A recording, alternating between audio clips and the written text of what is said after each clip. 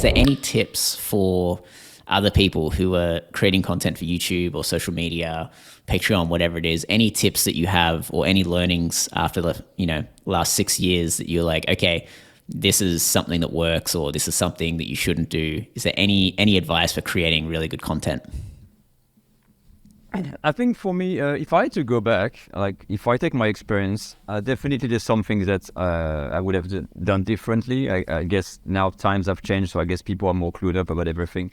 When I started with no experience, no knowledge, and I've learned everything on the job, like the video editing, the filming. And that has kind of slowed me down a lot, and the quality of the video when you start a lot and things, and you have to learn things yourself and you lose time.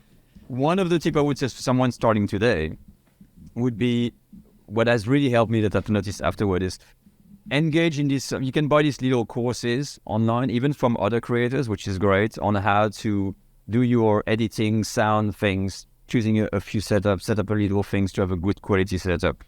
That is going to fast track your creation. So already you're going to have the good sound.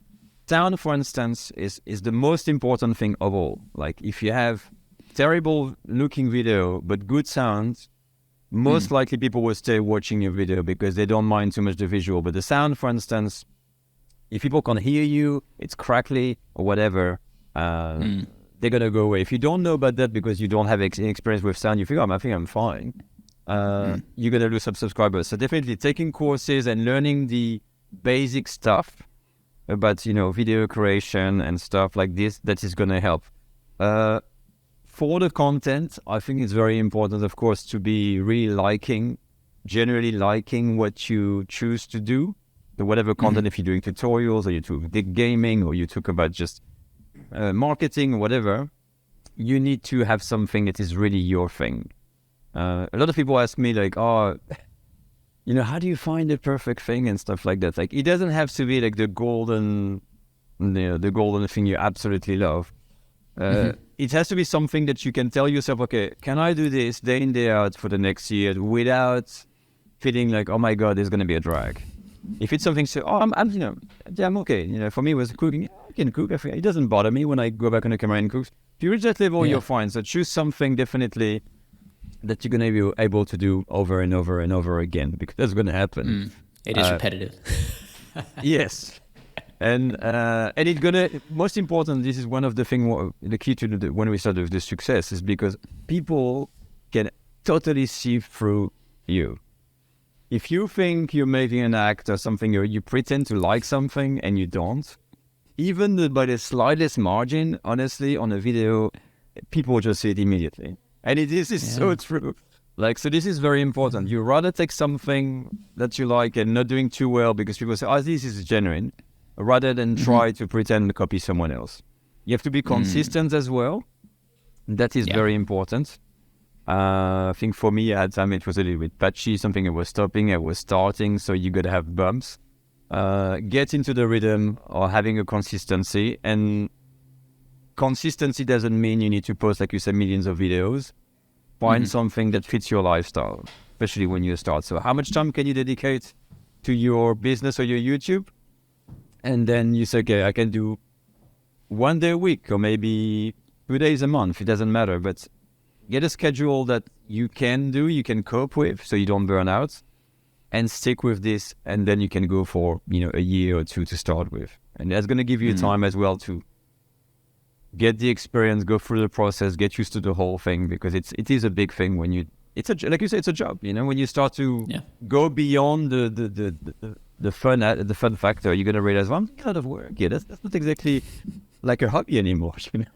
So, that is very important. Yeah, and that's one of the things where I think content creators in general will start doing this more, but it is a full-time job, so you do need to get paid. So thinking about the monetization strategies or the ways that you generate revenue, super important, because it's very hard to do if you can't support the amount of time that you're putting into it, because, you wouldn't work for free in anything else. So why should it be the same with all this content that you're creating?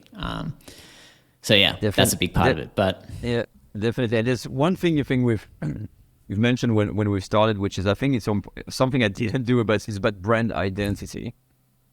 As early as you can, it is very important to be able to define what is your offering or what is you doing. Even if it's for fun, if you can describe in one line what is your activity about or your business about, you're fine. If you can't explain what you're doing in one, which I'm still struggling today, it means you haven't nailed down the concept. And I think that brand identity really helps to that for direction where you want to go, the like the monetization, whatever you want to do, having that brand identity very early on and say, you know what, this is what we are, this is what we do, this is what we offer.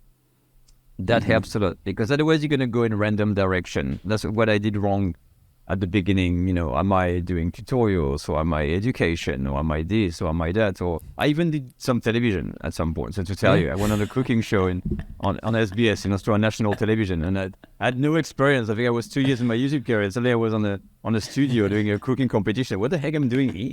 And I'm like, it's like totally random at times.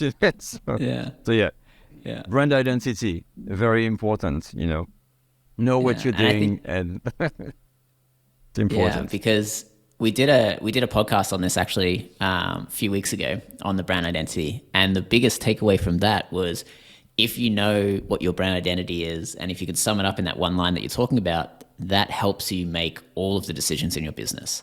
So is this working towards or away from my brand identity? So should I do this? Should I not do this? And if you understand what you are and what you do and the value you provide, it's an easy yes or no to a lot of those questions. So, for example, with that cooking show, is that aligned with me being an expert at home, content creator that teaches people through an academy? Going on a cooking show, probably not. And so also when you have like one goal, so what's your one goal? Okay, it's number of students that I can help in my academy. It's easy to kind of make those decisions. But yeah, I think brand is huge. And I think that's where people are successful or not. The people who build a strong brand are very successful. The people who can't build a strong brand kind of end up phasing in and out pretty quickly. But and super interesting insights.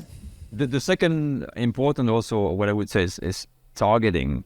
Like when we say targeting, it sounds as a very salesy, businessy kind of thing, but targeting, in fact, is what is your audience? What is your core audience? And if you can also focus on that, then it's very important to say, okay, who am I talking to? What is my, whatever you do, okay, what is the people I'm going to interest? Is it an age group? Are these ladies, a gentleman, or whatever, or both? All these things. And that, again, helps a lot, because you can really focus just on this. And so you got the brand identity, you can answer question, take direction, and then you know where to aim, what you put your energy towards, because that links to that cooking show things. If you go and spend energy in the wrong thing, it's not going to bring you anything, because your audience is not, they're not interested in that stuff. So that's also very important to know, if you can, as early as you can, like to target, this is the kind of group that I'm that I'm aiming at it. I don't like the term aiming because it sounds like a really bad term, but I think I would say just like know who your audience is. I would translate that to this. Yeah. Hey guys, we put a bunch of effort into making great content for this YouTube channel. So please hit subscribe, leave us a comment, hit like, and tell a few friends about it.